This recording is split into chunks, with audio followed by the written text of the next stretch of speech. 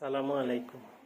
আমার প্রিয় নবীন homeopathic doctor, আজকের আলোচ্য বিষয় মুখের মধ্যে জিহ্বায় সব কিছু স্বাদ টক লাগে।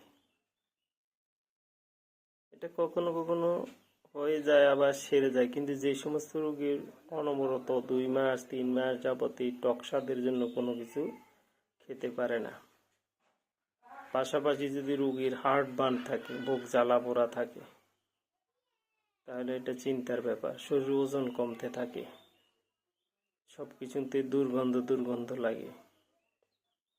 এই সমস্ত কারণ হলে তখন আর বসে থাকা ঠিক হবে না, হোমিওপ্যাথি ওষুধ খেলে সেরে যাবে। কিন্তু কেন হয় এটা, সেটা আলোচনা করি। চলো।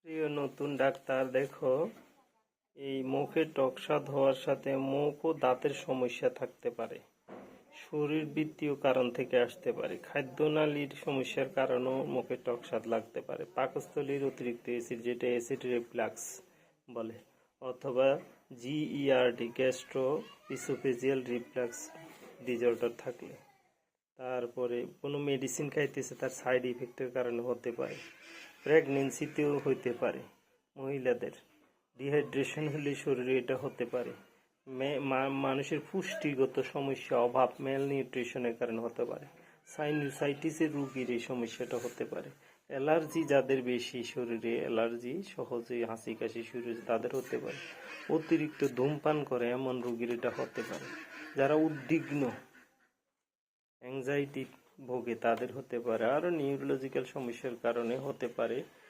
যদি পাশাপাশি গলা বসে যায় তাহলে এটা দেরি করা যাবে না। এই সমস্ত কারণগুলো একটাও না পাওয়া যাওয়ার পরও দেখা যায় মানুষ সুস্থ আছে, কিন্তু জিহ্বায় টকস্বাদ লাগে। তার জন্য হোমিওপ্যাথি ওষুধ রয়েছে, চলো সেটা দেখাই।